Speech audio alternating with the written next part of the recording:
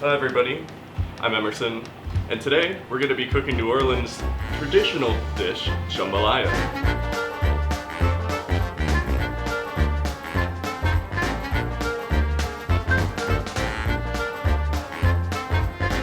So first what we're going to want to do is we're going to want to chop up all of our vegetables that we have. We currently have some garlic, white onion, jalapenos, green, red, and yellow peppers. We have some already chopped and frozen celery. I had some extra, so I might as well use it. I also have some okra that is currently actually a hard crop to find. I had to buy it frozen, and I was trying to buy it fresh. But that's what we're gonna do. So these are the vegetables we're gonna start with. So let's get started with some chopping. We're gonna start with the peppers.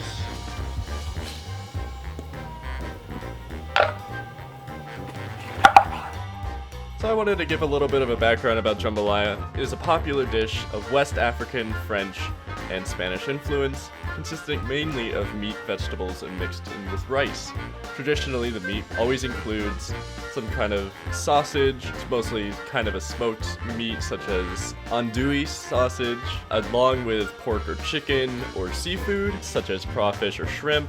The vegetables usually are a soft roux mixture of the holy trinity, quote unquote, of Cajun cooking, consisting of onion, celery, and green bell pepper, along with other vegetables such as okra, carrots, tomatoes, chilies, and garlic. After browning, you saute the meat, the vegetables, the rice, the seasonings, and the broth are added to the entire dish, and it's cooked together until the rice is done. Jambalaya is similar to other rice and meat dishes known in the Louisiana cuisine.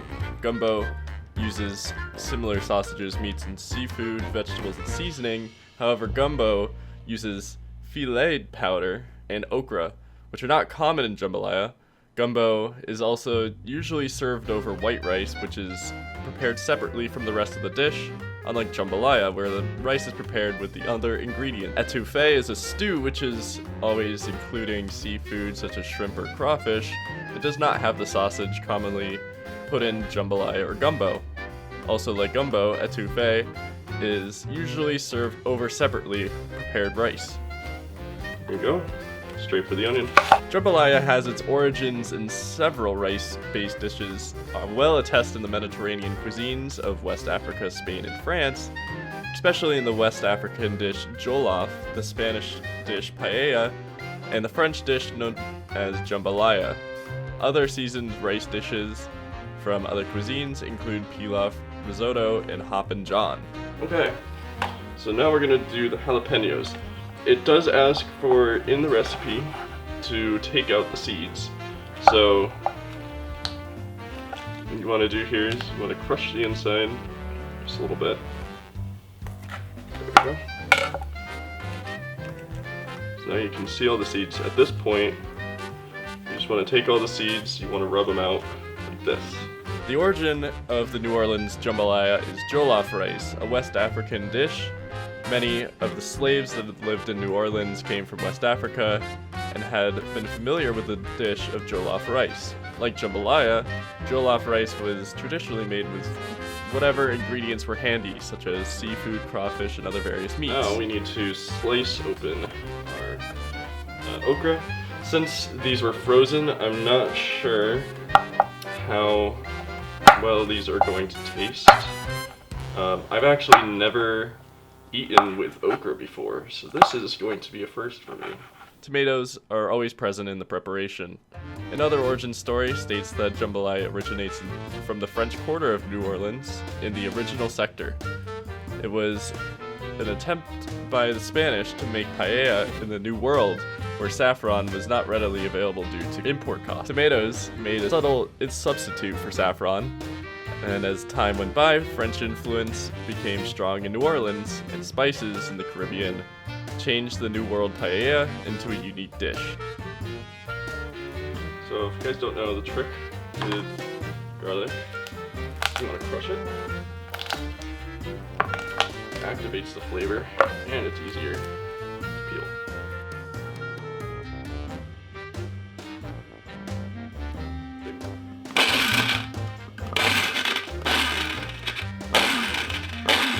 So next what we're going to do is we're going to cut up our chicken and we're going to cut up our sausage. I always recommend to cut up vegetables before you cut your meat, just because it's a little easier for you to clean up, because meat obviously will get into the vegetables, and if you don't want them, such as chicken, to put on like all of the gross particles when it's uncooked onto the vegetables, it's easier. In modern Louisiana, the dish has evolved from a variety of different lines. Creole jambalaya, or red jambalaya, is now primarily in and around New Orleans, where it is simply known as jambalaya. Creole jambalaya includes tomatoes, whereas Cajun jambalaya does not. Cajun jambalaya originates from Louisiana's rural, low-lying swamp country where crawfish, shrimp, oysters, alligator, duck, turtle, boar, venison, and nutria, and other game readily available. Any variety of combination of meats, including chicken or turkey, may have been used to make jambalaya. Cajun jambalaya is known as brown jambalaya in the New Orleans area. To Cajuns, it is simply known as jambalaya. Cajun jambalaya is more of a smoky and spicy flavor than its Creole cousin. Jambalaya made a brief jump in popularity during the 1920s and 1930s because of its flexible recipe. The dish was a little more than rice and vegetables the populace could afford. The recipe grew from humble roots.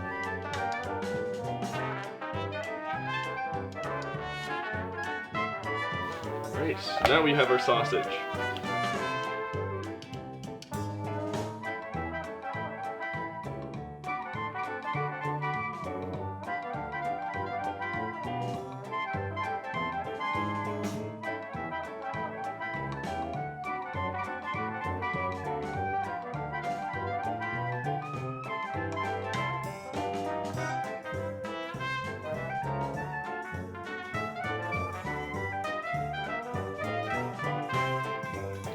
So next what we're going to do is we're going to add some olive oil to our pot. About that is about as much as you need. And now I'm just going to easily put our sausage and our chicken together into the pot so that it browns. We want it to be medium-high heat, as you can hear it already sizzling.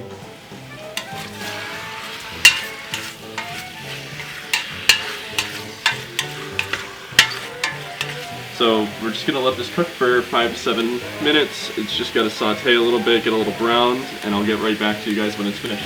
So next what we're gonna do is we're going to take our shrimp. I had to boil mine. Some of you might have already cooked shrimp.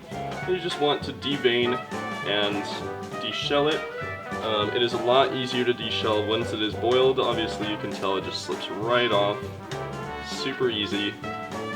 Some of it will fall apart on you, but you know, relatively easy. It will come right out.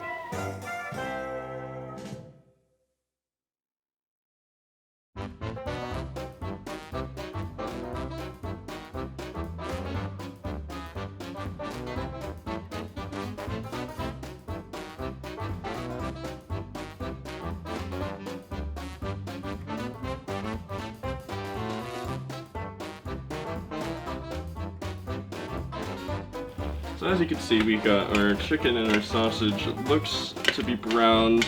Got a little bit of liquid in there, but it should be okay. So next, what we're going to do is we're going to add a little bit more oil. About that. Then, we're going to add all of our peppers, our onions, our garlic, our celery, which that is supposed to be about 2 stalks. That might be a little more than 2 stalks. Now you stir it together so that it comes all nicely together. And we're going to saute that for another 6 minutes. Every once in a while, just come in here, just give it a little bit of a stir. Next, what we're going to do is we're going to add our crushed tomatoes, and we're going to want about 14 ounces, which this is about 14.5 ounces, which is fine. And now we're going to add that. You want to make sure that your onions are nice and soft and transparent, so if you can look around, mine are just about there. The next step does add a lot of broth, and it will cook up the onions even more. So we're gonna add our crushed tomatoes right in. Then we're gonna add our chicken stock. That's 1 cup. 2, 3, and 4. Give that a stir so that it mixes in with everything, including the crushed tomatoes. It's gonna look like a nice soup. Just a little bit. It seems about right. And then I'm gonna use my homemade Creole seasoning. There we go, get that in there. We're gonna want some thyme. Seems about right there. I think that's it. I think that's all that we need all together.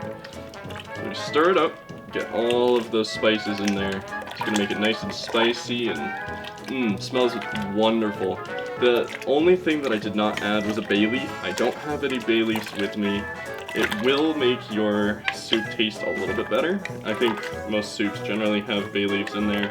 They're the most unedible out of all of the things you're adding into this, so it's one of those things that you just throw out afterwards. But if you wanted to add it, you can. It is recommended in the recipe. I don't currently have any, so I didn't put any in. We're gonna have that cook for about 25 to 30 minutes. You're gonna wanna cover it. You just wanna make it simmer a little bit, then reduce the heat to a medium low. Right now we're medium high. And then we're gonna turn it down, go for 25 to 30 minutes.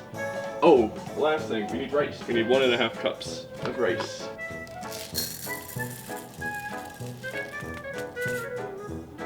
So 1, 2, 3.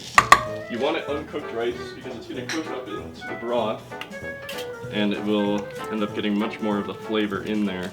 It's gonna be nice and ricey. As you can see, it looks very tasty as is, but it's gonna get a lot better once the rice fluffs up. So that's what we're gonna do for right now. We're gonna wait for another 30-ish minutes, and then I'm gonna get back to you guys. We're gonna be almost done. Now lastly, while it is still boiling, we're gonna wanna reduce the heat just a little more. I put it at about a 1. Then you're gonna wanna add your okra and your shrimp. I'm gonna let that simmer for another like 5 minutes to top off. Just stir that in so that it gets mixed in with everything. Oh, look how tasty that looks. Oh, that looks so good. You know how it started out all soupy and everything? Now it's got like that thickness with the rice. One thing I did realize that I didn't follow perfectly when I was looking at the recipe is that you're supposed to take out the chicken and the sausage while you're doing all the soupy bits. You're supposed to add it right now. I didn't, and I think it still turns out okay. The chicken doesn't look overcooked. It might be a little tougher, but since it was in the broth, it might not be, still might be moist. But yeah, I think overall this looks fantastic. Now what you're gonna want to do, you're gonna want to give it a little taste. As all good chefs and cooks do. Give yourself a little bit of a thought of if you want it spicier, if it needs a little more salt, pepper. It's got a little bit of a kick, but it is not so overpowering that it's gonna make your nose run, but it's not gonna make you like not be able to eat it. And that's with 2 peppers or 2 jalapenos. And you know, it's like the recipe asked for 1. On the bottom of the recipe, it was saying that if you wanted to get a little spicy, you could add 2. Add a little more pepper as well. You know, it's not too hard to just eyeball it. You know, it doesn't need to be perfect, especially in a recipe like this where it's not something that is going to overpower everything. If you put in a little too much, there is just so much flavor in this, and it tastes so good as is. It says you can also add some more cayenne pepper to make it a little spicier if you wanted it to. It says that there's some garnishes you can put up on top of it. So you could put on top, you can put some green onions, hot sauce, or fresh chopped parsley. Yeah, we just want to make sure that the shrimp is fully cooked, and we want to make sure that the okra is nice and soft. which it is still needs a little more, so we're just gonna let it simmer for a little bit longer. But so far, this is what it's gonna look like. And this is a lot. I mean, this will last you, if you have a roommate, this will last you with your roommate probably 2 days, 2 meals. I'm bringing it over for like a little barbecue thing. It's gonna be nice for several people. This serves about 6 to 8 people, depending on how much you guys eat. I don't judge, I eat quite a lot. But when I'm making chili or something like this, usually it will last me quite a while. It says that you're able to put it into your refrigerator for about 3 days, but you can also freeze it, and it'll last about a month.